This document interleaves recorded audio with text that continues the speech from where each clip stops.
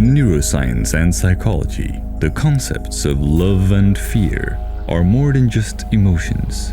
They relate to how the deepest unconscious regions of our brain operate, how the reptilian brain only craves what it lacks and is unaware of what it takes for granted, and how what we believe we lack ends up defining what we love. And by gaining insight into the realms of our unconscious mind and the reality that it emerges from, we are presented with a choice. The most important decision that we make is whether we believe we live in a friendly or a hostile universe. While this quote from Albert Einstein sounds relatable, one can wonder why a man of his profound intelligence would specifically claim this is the most important decision we make. This documentary answers that question.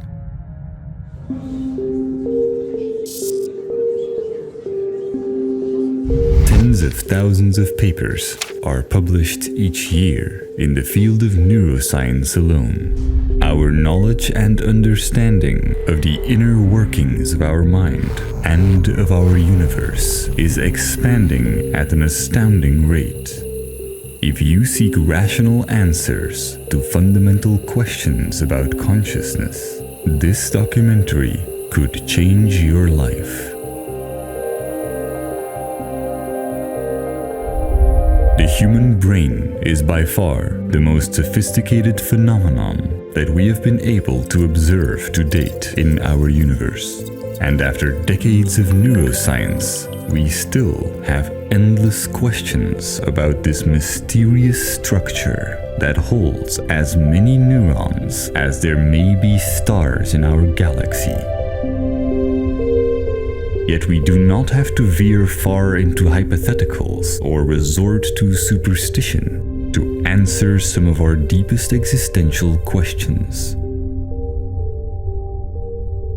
One of the most baffling observations has been that some experiments seem to reveal two distinct personalities or streams of consciousness present in our brain, one in each hemisphere, and only one of these two can talk. Under the right conditions, neurologists have even been able to ask questions to each hemisphere separately, resulting in cases where a person would say he is not religious when asked in conversation, while when this person sees the question in writing, the mute hemisphere responds by writing down its own answer, in some cases disagreeing with the other hemisphere.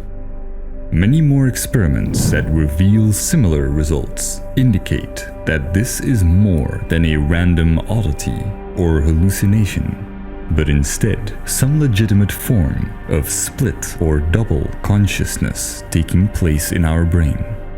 Fortunately, this strange disagreement between both hemispheres only occurs when the connection between them is broken. As long as they are connected, they try to cooperate and create the perception that we are a singular individual. So where exactly are we located inside the brain? If science can pinpoint those parts of the brain that are largely responsible for language, mathematics, specific primal emotions, and so forth, what does it say about the parts of the brain that make up the core of what we are? Not only have scientists, despite their best efforts, not been able to locate such a region in the brain, but all evidence even points towards this core not existing. It has become more and more clear that in this miniature universe of the brain, roughly 100 billion neurons all act by themselves and communicate with each other, as if the brain is an astonishingly complex vehicle without a driver, a computer without a CPU. In our quest for finding some sort of core of what we are, we could look even deeper and zoom in on the basic building blocks of what our brain is made of. But if we peer into the individual molecules that make up our neurons, our findings become even more counterintuitive. Not only will we not find any mysterious trace of a soul, we will also not bump into any kind of marble-like structures that high school physics taught us are the tiny particles that everything else is made of. You might have heard that roughly 99.9% of all solid matter is nothing but empty space. This is true, but zooming into the 0.1% that should consist of the stuff that everything is made of only results in showing us a different kind of emptiness. The electrons, the quarks, all the fundamental particles are not solid objects. Thinking of them as somehow tiny spheres is a convenient simplification, but this does not represent the fascinating reality of this strange quantum void. The only things that exist here are waves. Waves that behave similarly to vibrations of sound or ripples in water, but rather than oscillations of matter, the peaks and valleys of these quantum waves are not made of anything tangible. They are waves of probabilities. Their peaks reveal the areas where there is a high probability of detecting the energy of what we may call an electron. Their valleys indicate that the chances there are much lower. As bizarre as it may sound that all the building blocks of our universe seem to behave according to chance rather than being intuitively predictable, this is not just a theory. It is a simple fact that can be tested and observed with nothing more than a laser pointer and a comb to replicate part of the famous double-slit experiment. The counterintuitiveness of this discovery has been the root of popular misinterpretations and metaphysical confusion, where it's been described as particles being aware and knowing that they're being observed, or the universe being influenced by the power of our thinking. The truth is at least equally fascinating. The real principle at work is that if we cannot know where a particle is, it exists only as a probability wave that tells us where the particle is more or less likely to be found. And only when we take action to measure where the particle could be, the wave will suddenly cease to exist and the particle reveals itself. The particle has no defined location until we make the measurement. This is why we say that light, for example, is both a wave and a particle.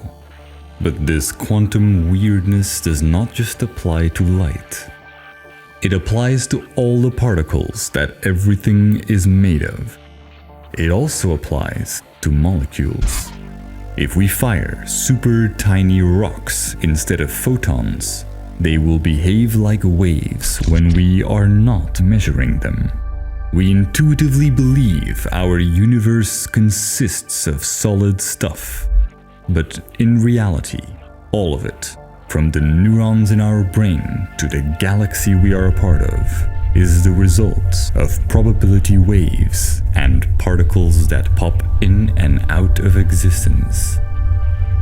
All this weirdness led Einstein to famously say, "Do you really believe the moon is not there when you are not looking at it?" But no matter how weird it is, quantum theory and all experimental evidence reveals that our universe is inherently probabilistic, and things within it cannot be predicted with 100% certainty. This doesn't mean that science cannot make accurate estimates as to what is more or less likely.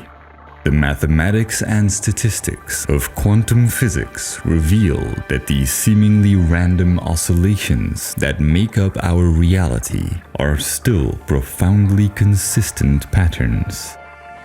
Many of our modern technologies, such as solar panels or microprocessors, would not have been possible if we had not deciphered much of the intricate and unique behavior of quantum mechanics.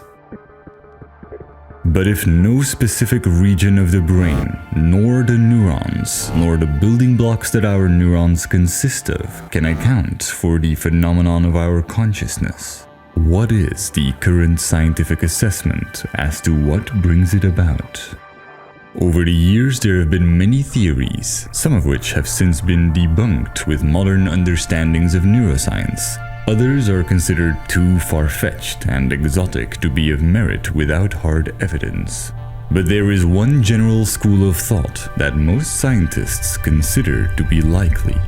An idea that is not only logically sound and fits our observations, but that can transform how we think about life. Even though its implications are thus far rarely discussed and explored. In fact, this documentary marks the first time all these logical conclusions are brought together to bring into focus what science can really tell us about some of our deepest existential questions. If we look at evolution, it's not so hard to roughly imagine how life started here on Earth. 4 billion years ago, a unique series of coincidental probabilities occurred that led to the existence of very simple biological cells that could replicate. These were the first forms of life. And as they replicated, subtle differences between the old cells and the new cells would crop up. Mutations would take place. We see it in the genetics of offspring with every life form known to us. And we can trace it back in the remains and fossils, not just of animals and plants, but sometimes even of bacteria of as far as 3.5 billion years ago. Microscopic crystals and fossils provide us a glimpse of life on Earth before the first plants or even algae emerged. Over billions of years of replicating and mutating, these biological mechanisms found more and more sophisticated ways of growing and spreading. The tiniest initial differences, such as offspring with a coincidental protein molecule that is sensitive to sunlight, would end up with eventually more beneficial mutations over many generations. 4 billion years is a very long time, enough for extremely sophisticated results, such as the human eye, to emerge from origins as simplistic as a single light-sensitive protein molecule. As a result, even our most advanced technologies are often still no match for some of the mechanisms that have taken evolution eons to engineer. But when we begin to contemplate early animal life and observe its beautiful legacy all around us, wherein we constantly recognize parts of our primal selves, it is tempting to wonder why, in the process of evolution, there emerged this phenomenon of consciousness that has bewildered and confounded philosophers and mystics since the dawn of humanity's tribal structures. To approach this scientifically, we cannot allow consciousness' elusive nature to be a reason for giving up on trying to understand it. Because if consciousness is not a magical exception and is rather a direct or indirect consequence of evolution, the scientific conclusion is straightforward. Just like every other feature of the human brain and body, experience or consciousness is a tool that evolution has engineered for us through billions of years of mutations. Conscious forms of life showed a richer capacity for learning and course correcting, so evolution favored this development and nurtured it to a point where we became sentient, self-aware, and capable of interpreting our own evolutionary drives and our purpose in ways that can even go against our own survival if we so choose. So how would science then describe the mechanism of consciousness?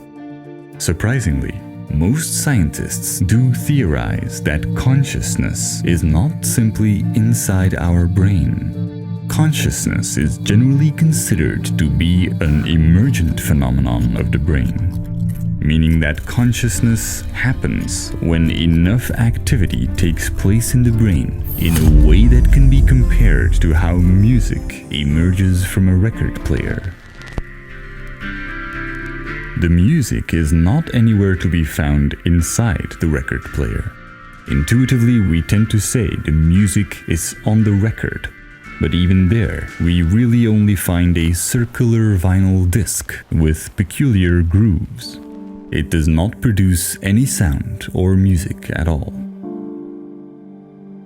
It is only when the mechanisms of the record player are activated in a certain way that all its activity produces an emergent phenomenon that we call music. Consciousness is somewhat similar. We cannot physically locate it at one point or in one area.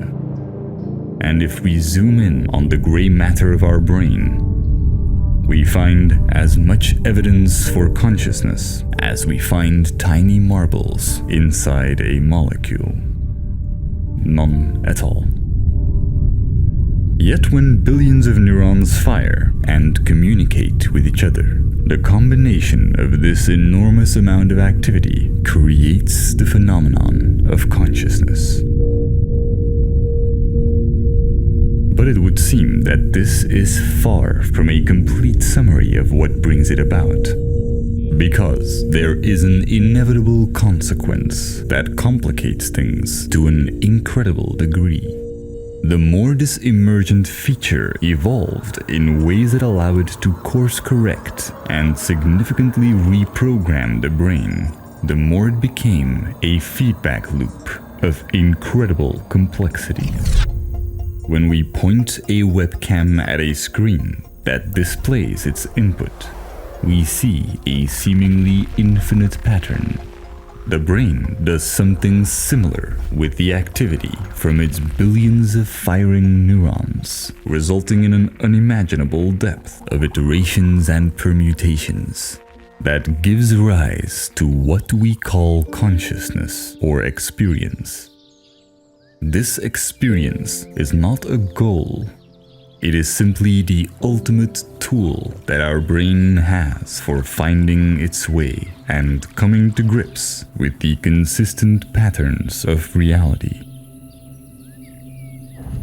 We are the unfathomably intricate interplay of what seems like infinite loops of neural processes. Our essence may have had humble beginnings, but it exponentially grew on its voyage down the rabbit hole of boundlessly mirroring itself and learning from each mirror image. Our brainwaves ripple and reverberate, creating constant feedback loops of wildly varying degrees of complexity before even a single emotion, let alone a conscious thought, can emerge, which then in itself inevitably brings about feedback loops of higher levels of abstraction, where it is no longer about the interaction and cascade of neurochemical processes, but also of language, ideas, and concepts, that allows such magnitudes of recursive thinking that we become capable of observing and dissecting the patterns of our own existence. We are incomparably more than the sum of our parts, which is why our evolution so greatly favored this extraordinary capacity for reasoning and intuition, and why it promoted us from biological machines to sentient architects of our own future, tasked with making the right decisions for ourselves and for our species. We are a feedback loop that is, depending on how we choose to live, to greater or lesser extent, aware of its own mechanisms. We must also factor in the brain's remarkable ability for changing itself. This is called neuroplasticity. Whatever it is that we are doing at any point in time, we are training our brain to become better at performing those actions, for better or for worse. While more pronounced at early age, neuroplasticity and even neurogenesis, the creation of new brain cells, continues to take place throughout our lives, shaping and reshaping the hardware of our consciousness every step of the way. And while human beings have a remarkable capacity for rationality, enabling us to fly rockets to the moon and build incredible machinery that allows us to dissect the fabric of the universe, we are also very emotional creatures. As we grow up, we, for a big part, learn and shape our behavior through basic Pavlovian conditioning. In the famous psychological experiment by Ivan Pavlov, a basic observation was that a dog tends to salivate as soon as he recognizes learned indicators hinting that he may be rewarded with a treat. Same mechanisms are present in the reward system of the human brain. As children, we innocently want to understand the world. But if trying to understand things is not rewarding enough, our brain adopts other strategies. An unfortunate phenomenon often observed in psychology, and also once famously described by Carl Sagan, is that kindergartners or first-grade kids tend to be sincere science enthusiasts with a genuine sense of wonder as they question everything around them. But talk to children in the 12th grade, and much of this curiosity has become extinguished. If our natural tendency to logically question things is discouraged, and we are instead rewarded for actions that we often don't see the meaning of, the brain adapts to this and gradually gives up on independent logical inquiry. Instead, we become disproportionately dedicated to seeking approval of others. Our opinions, our identity, our way of life ends up depending on how we are judged by our social circle and by society at large. At the time of recording this documentary, fake news, post-truth, and so-called alternative facts are much discussed topics, but these are mere symptoms of a much deeper problem, one that goes beyond misinformation and imperfect social media algorithms. And while we may not be aware of it, the Pavlovian conditioning from our contemporary culture deeply defines how we look at life, and by extension, how we intuitively perceive consciousness. To understand just how much culture constantly evolves while it shapes our behaviors and beliefs, it can be helpful to look at how much has changed even in recent history. Only around 15 years ago, it was controversial to ban smoking, and cell phones were considered inappropriate for teenagers or for use on public transport. 10 years ago, we could barely imagine why anyone would want to put random thoughts along with personal pictures on the internet for everyone to see. Now just about everyone, including parents and grandparents, have active Facebook accounts. And in only a few years, taking selfies went from a strange and narcissistic habit to a cultural norm. Keeping this in mind may then make it less surprising when we consider that up until around 300 years back, people would brand a great deal of our most commonplace routines as selfish, decadent, and morally corrupt. As trivial and innocent of an act like buying a box of our favorite cereals would fall into this category. While society gradually improves and evolves over large periods of time, our culture takes many twists and turns along the way, some of which move us closer to valuing facts over fiction, some of which do not.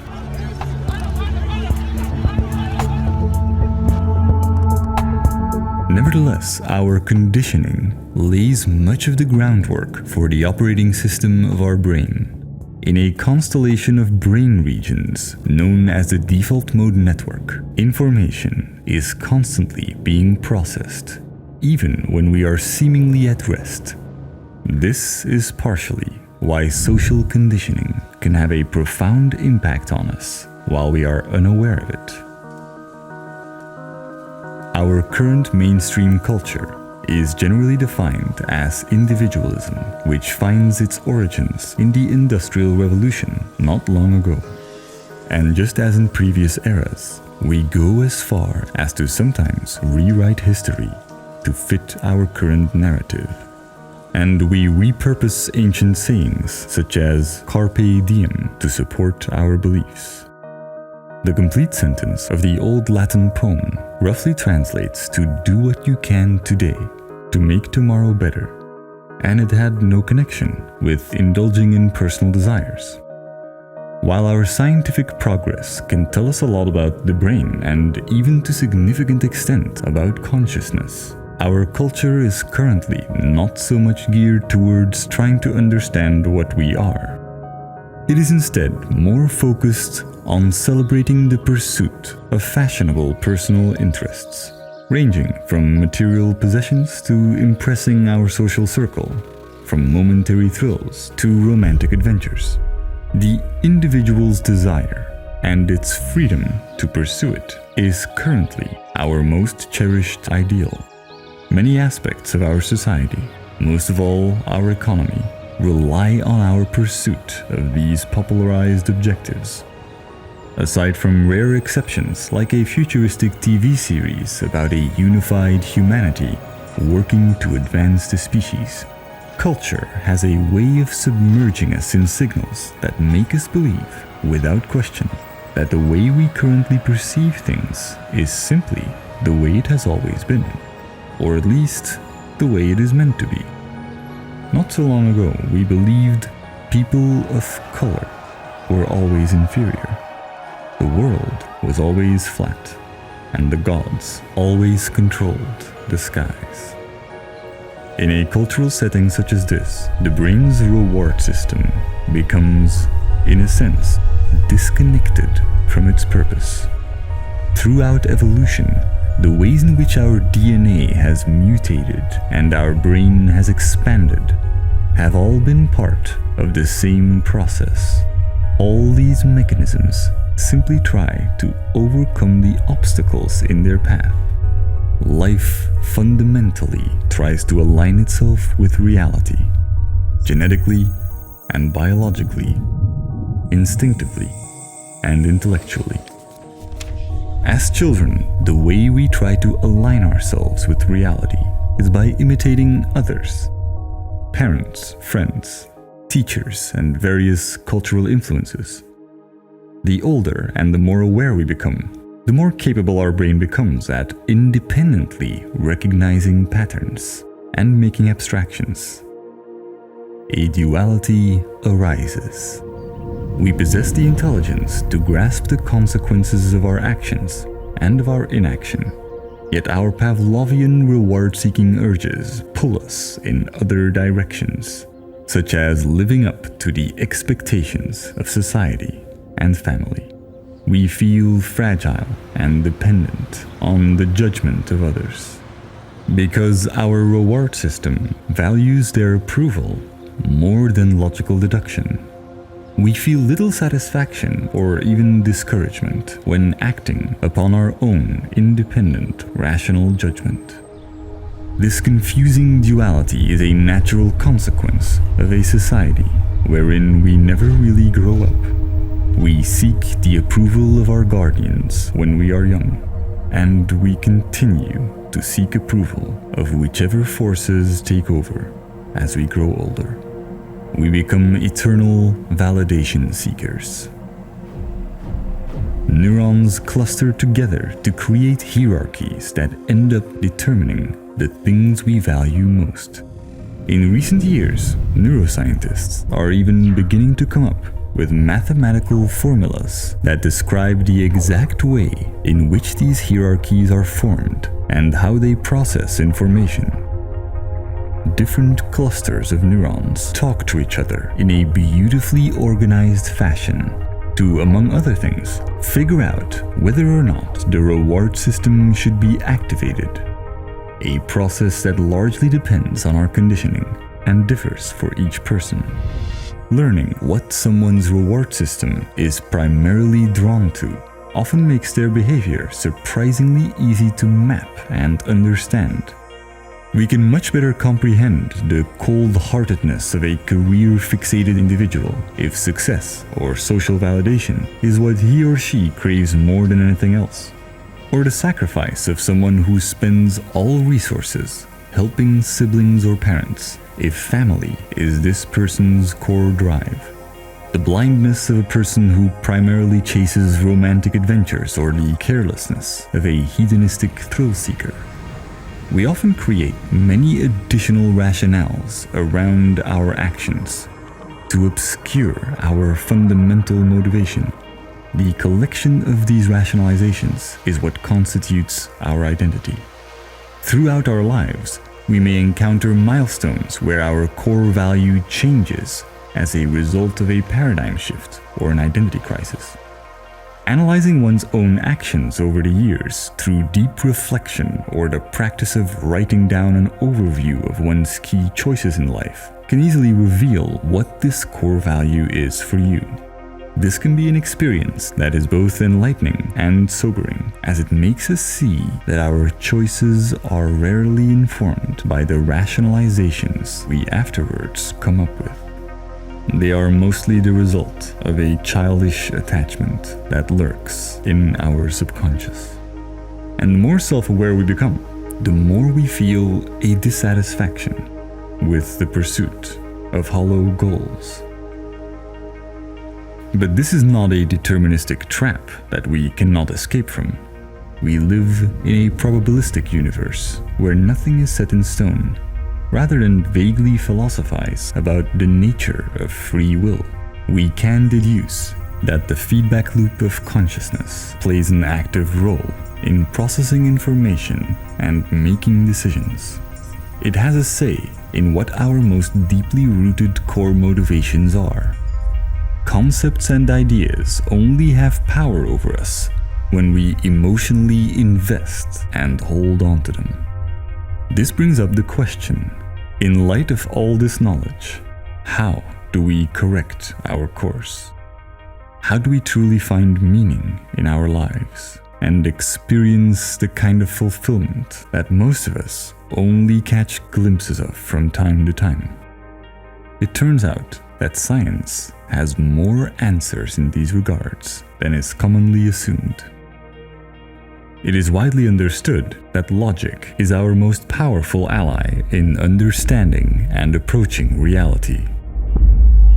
More than a cold and blunt instrument for calculation, it is the closest thing to a force that holds our universe together. Our advances in physics continue to reveal a mathematical framework underpinning anything and everything in our reality. Without these consistent patterns, nothing would exist. Without its exquisite dance of aeons of genetic iterations, we would not be able to think or feel. We often see logic as the opposite of emotion, but instead it is the engine of our emotions. and it provides reliable answers when we are frustrated or confused. Logic is what creates rhythm or structure.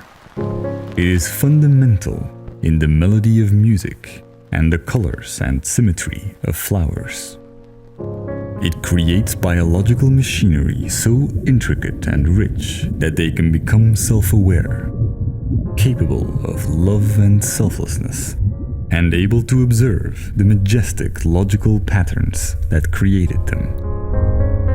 We can trace our origins and the molecules in our body back to the stars in which they were created and see that we are all connected.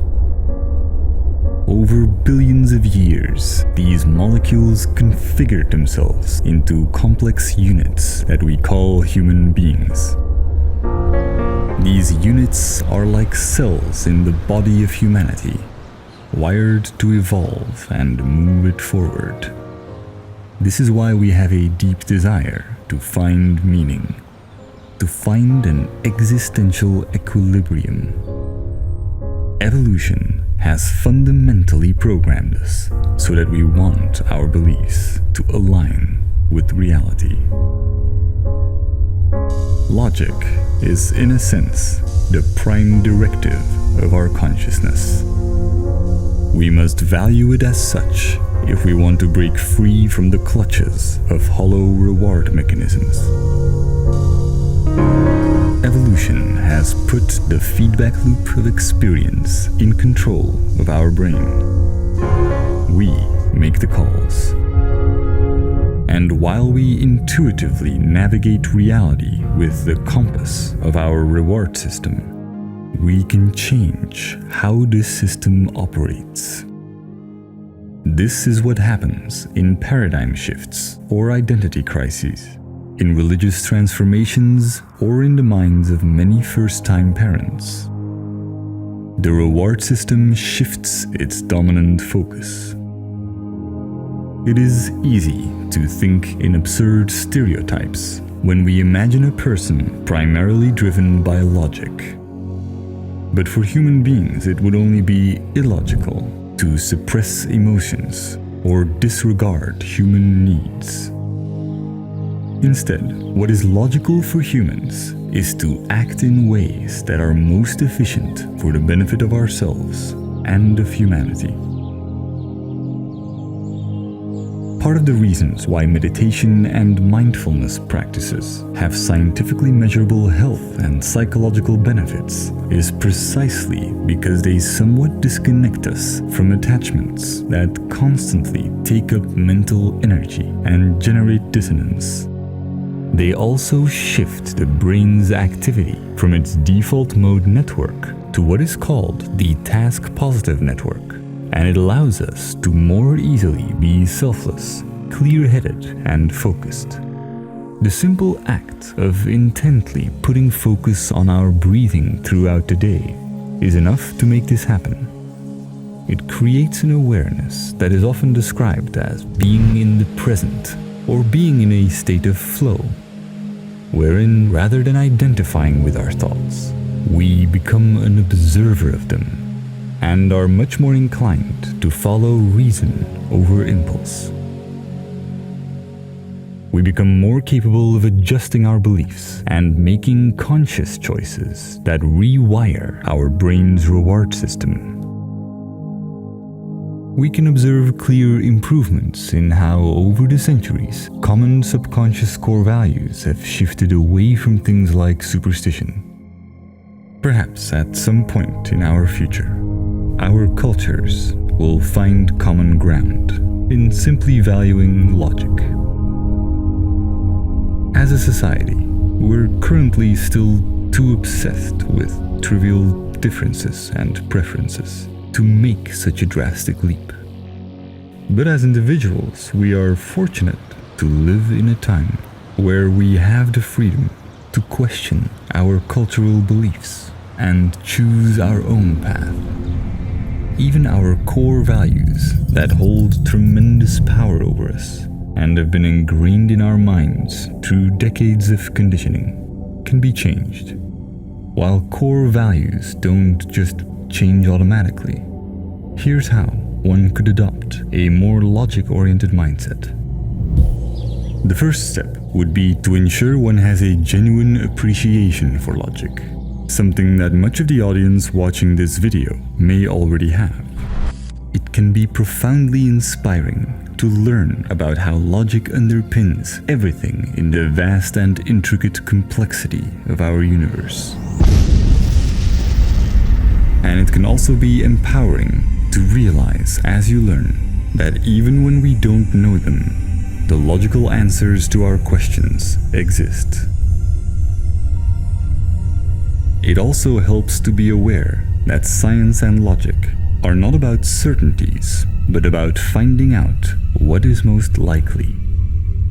Our universe is a probabilistic phenomenon. Even a hypothetically perfect simulation could not predict with complete certainty how events would unfold. There is a profound sense of acceptance in acknowledging that nothing is ever truly certain. But with our brain's ability to reason, we can come up with pretty good approximations of what the best course of action is at every point in our lives. This first step can be achieved simply by reflection or learning about logic and science from books and documentaries, or rewatching this video.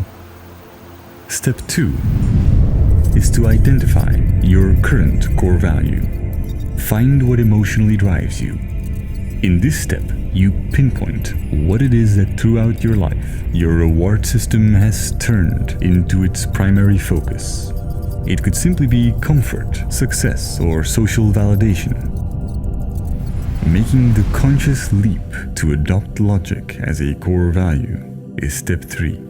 This resolution is not about just implementing new habits, but rather about fundamentally committing to doing the right thing at any time, depending on your knowledge and the logical connections you make. Finding the courage and truly making this click can be a euphoric or liberating experience. There is a wealth of knowledge and insight available online on how this can be achieved for those who find it difficult. Although this difficulty is often an illusion that simply takes some bravery to overcome. What has been observed thus far among people who go through this transformation is that those who ultimately make this leap with the intention of elevating their experience will eventually lose this newfound awareness. This is not due to a lack of discipline, but rather due to a fundamental misunderstanding regarding consciousness that we are deeply conditioned with. It is a fallacy that most of us never verbalize or are even aware of, and that sits at the heart of our misconceptions regarding our experience. You believe that there is a you inside the brain. Even as you watch this video, you've most likely concluded, at least subconsciously, that there is still a you in the ever-changing feedback loop of consciousness. That while we are an unfathomably complex and rich phenomenon of continuous information processing and near infinite iteration and transmutation, that somehow, at every instant and in every loop, a defining part of us survives. We believe this even though most cells in our body die and are replaced over and over. The electrons that buzz through our neurons to generate our ongoing experience do not exist in any solid or intuitive sense of the word, and scientists find no trace of a self inside our brain. Each second, the consciousness that emerges from the gray matter mechanisms behind our eyes is different, sometimes unrecognizably so, from what it was a second before. The truth is, every moment we are a new entity that existed only for that one single moment and will never manifest itself again. No experience can truly be replicated. No identity can ever reflect an ever-changing synergy. and there is no self or I that can persist in the endless stream of experience, not even for an instant. The only place where there resides some notion of the imagined self is in the proteins that were synthesized to store a memory of a moment that once occurred. As if the feedback loop of consciousness at that moment wrote in the machinery of our neurons, I was here, so that the next iteration, the next loop that a new experience emerges from, might learn from it.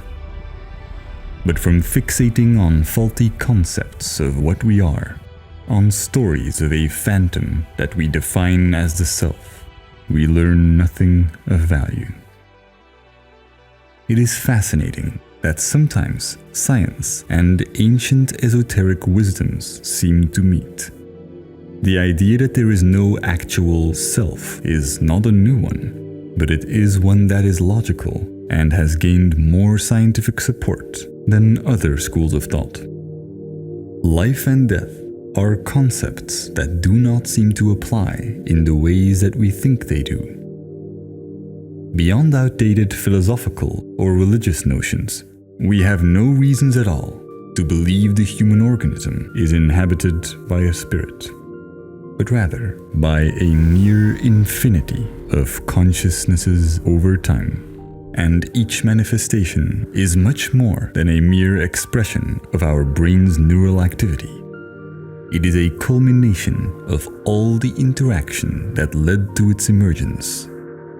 Consciousness does not emerge from the brain like a genie from a bottle. In fact, without any influence from society, in cases where children grow up in isolation, not raised by humans but among animals, the brain does not adapt to the use of language and becomes forever incapable of speaking or even conceptually thinking in the ways that we constantly do. So much of what we tend to label as intrinsic personality cannot even exist on a basic level without sufficient interaction. Consciousness emerges from the vast interplay of stardust becoming aware. Aeons of genetic mutation, thousands of generations laying the groundwork of language and culture necessary to form complex thoughts. And finally, our current society's conditioning, education, social influences, and parental guidance. All elements combine to generate electrochemical fireworks inside our neurons, to eventually create these instances of experience. All of it is interconnected. There are no limits or borders in what is a part of our existence. Nothing is external. Even from a basic neurological perspective, everything takes place within our consciousness.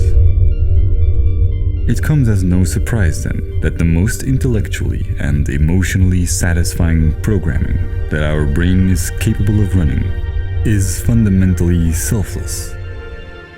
The more we dismantle the hologram of our imaginary self, the more easily we accept our evolutionary drive to care for others, and the more capable we are of understanding the sinister foundation of our individualistic conditioning.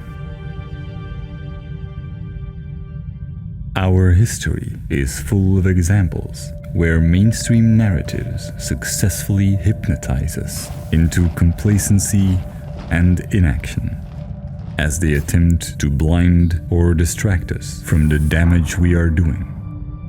Some of the most iconic examples, the Holocaust and slavery, took place within the past few generations. Our inner selfish monster that we create as a coping mechanism for our fears and uncertainties does not reflect what we really are, even though its influence runs deep, since we begin the process of identifying and labeling ourselves very early on in life.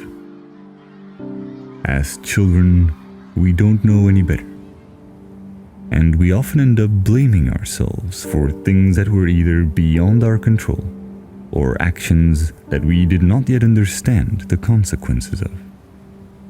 We gradually and subconsciously create flawed beliefs that inhibit us. But beneath all of this remains what analytical psychology calls the inner child. This is why many forms of therapy and meditation focus on seeing our thoughts and emotions, even our mind, as separate from us. These practices have been well documented to have profound effects on us. The more mindful we are, the more easily we see our own values and beliefs as an observer, which allows us to change the ones that hold us back.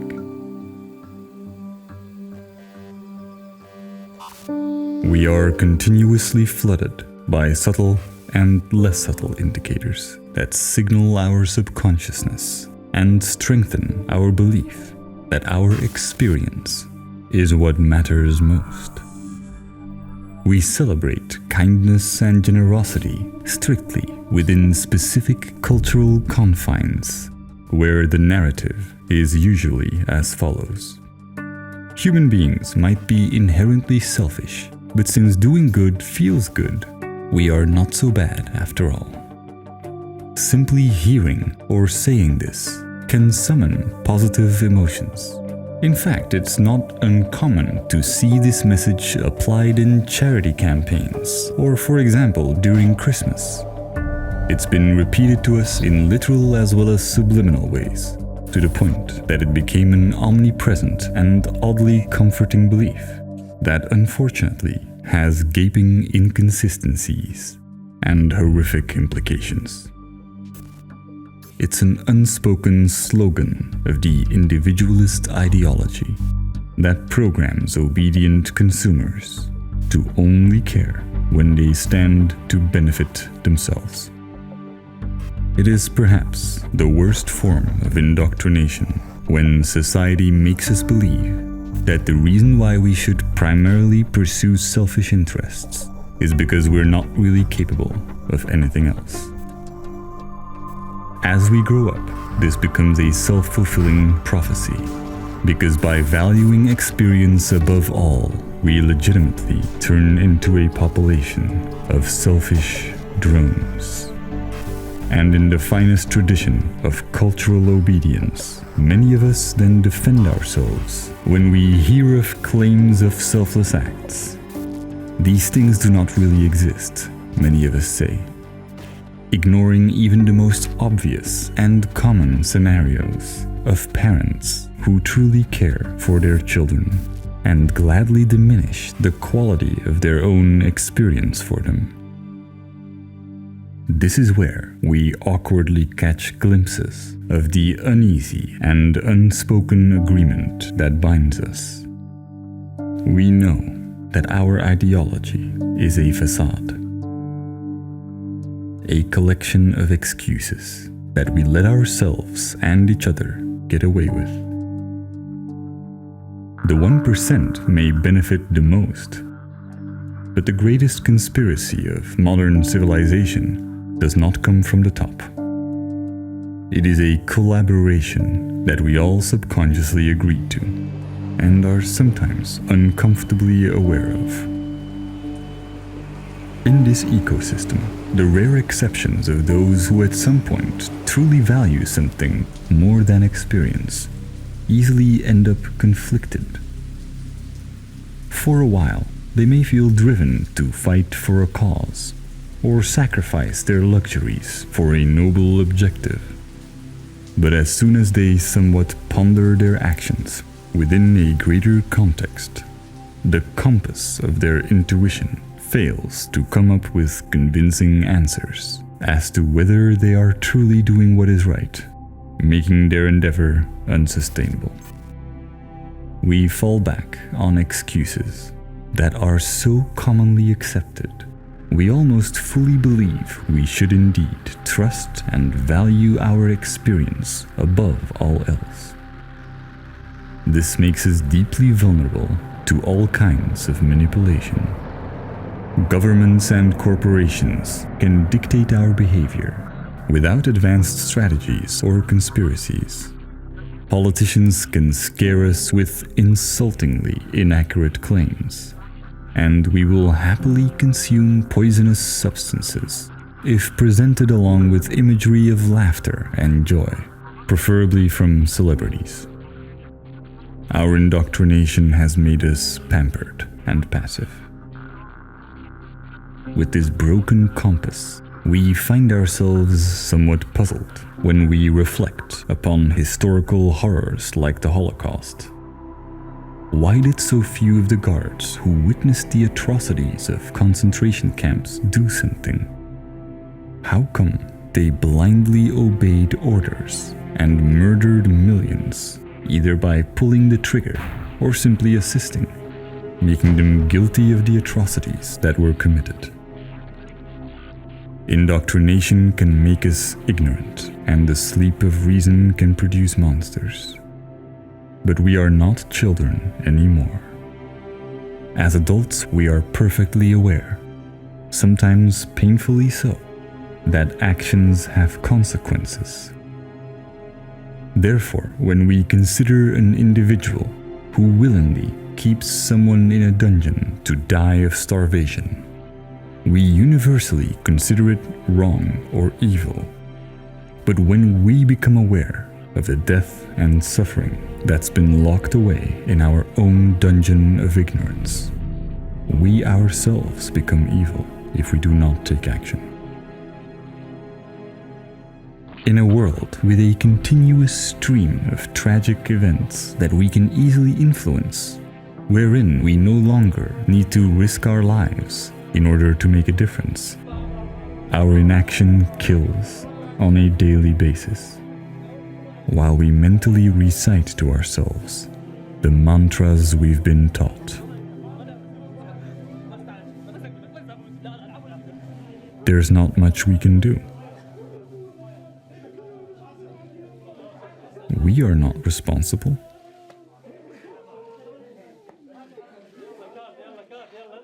They are far away. Perhaps they even deserved it.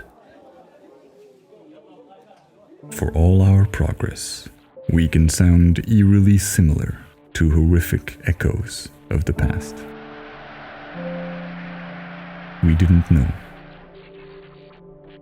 We were just following orders.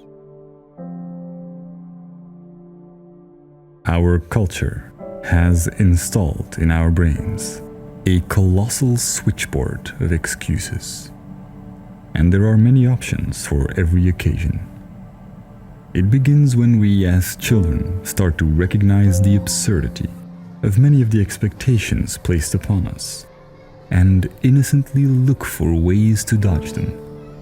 It becomes less innocent as we become more aware.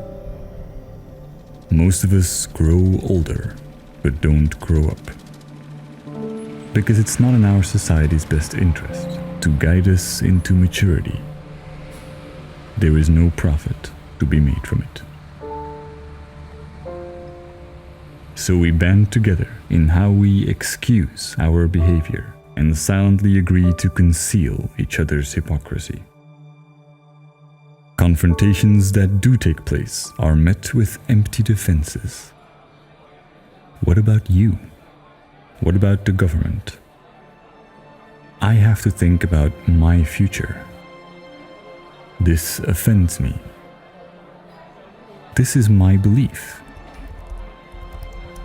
This is my opinion. But whether arguing against global warming or vaccinations, for socialism or capitalism, for social justice or against political correctness, our opinions and beliefs do not dictate reality. Our identities and our rhetoric are meaningless compared to the consequences of our inaction. And our innocent strategy of excuses that once allowed us to skip our homework is no longer innocent among adults who are confronted with reality. that mechanism has run its course. The only teacher who now has authority to assign our tasks and judge our excuses is our own inner voice of reason. When we selflessly resolve to adopt logic as a core value, it sets us free from our fragile dependence of the judgment of others. Responsibility is simply a principle of acting in line with our ever-expanding knowledge and rationality. It does not depend on intersubjectivity. It is not dictated by our culture, our social circle, or politicians, nor is it dependent on our fabricated freedom of choice. And many of the most historical acts of bravery came from those who took a stand for what is right, even in the face of adversity and cultural disparity. Such a profoundly selfless resolution can seem scary, as it threatens all the conditioned attachments that emerge in a culture where enjoyable feelings are considered the ultimate goal. But it leads to far more fulfillment than chasing our positive emotions like a carrot on a stick, as our ideology demands. In cases of drug addiction, usually only those who feel they have little else to live for become dependent on addictive substances. We've been led to believe the lie that the meaning of life is to chase the carrot of good emotions. But even with only our intuition, we feel that this endless chase doesn't make much sense. The payoff is never great enough. And those who choose to believe in a more selfless and logical objective, ironically, tend to experience much more fulfillment in their lives. It's a principle that has inspired ancient spiritual concepts such as karma or heaven and hell. Those who care most about their own indulgences end up haunted or tormented by their own self-interest. But in modern cognitive psychology, it is not just an esoteric idea. There is a huge range of academic research and literature on the subject, usually described in terms of the scarcity mindset and its opposite, the abundance mindset. The brain operates in a mode of scarcity when we feel that there are things we lack. This is perhaps one of our brain's most ancient survival mechanisms. And it's been well established that while this can sharpen our focus, it also tends to take up enormous amounts of what is called mental bandwidth. It hijacks our brain. It literally makes us less intelligent, more self-centered, and even drops our IQ. And every day, we are exposed to a near infinite array of societal impulses that are designed to lock us into this mental state. From a very young age onwards, we are deeply programmed with a set of requirements that must be fulfilled in order for us to experience abundance. Requirements that are often so elusive that we become mostly entrapped in the scarcity mindset. But as soon as we see through this, which can be achieved in many ways, we are able to distinguish truth from indoctrination, to dispel our confusion and dissolve our apathy. This presents us with a choice on how we lead our lives. If we make life about ourselves, we choose to see everything through a lens of what we can take rather than give back. But we intuitively sense that we are not doing what is right and feel unworthy of being truly loved. And we either attempt to make peace with this, or we succumb to insecurity and prefer to obfuscate the truth. But if love is defined as unconditional giving, then love is all around us. It is in the structures left behind by our ancestors and the heritage of our grandparents. It is in the care our parents have given us and the cells that make up what we are. It is in the social structures and the safety nets that are forged into laws to protect us. It's in the sun that shines and the infinite beauty that includes us. If we choose to be what we are and see our life for what it truly is, then we realize it's about much more than just us. It's about caring and doing what is right, about giving back and using our understanding to combat ignorance.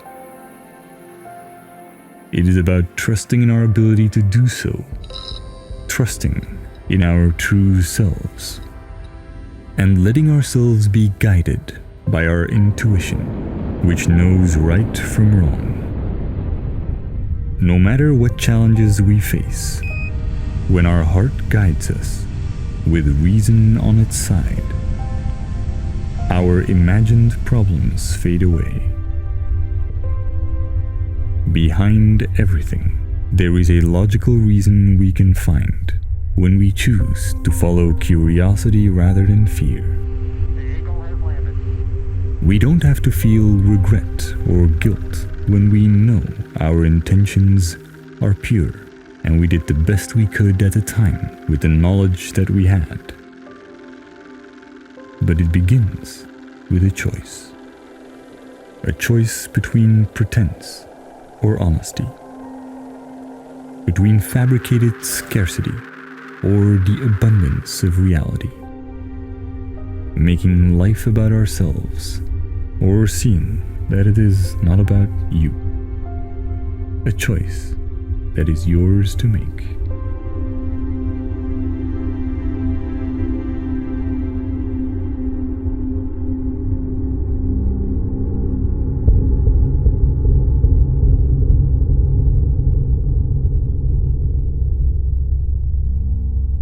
The world can seem like a cold and dark place when this knowledge leads us to recognize the selfish motives behind people's actions and how it causes idealistic movements to scatter and fall apart.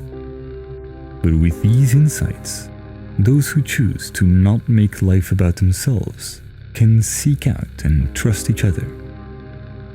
This documentary illustrates how everyone has this choice, but it will require a global movement where those who truly care take action, organize, and unite to bring about real change.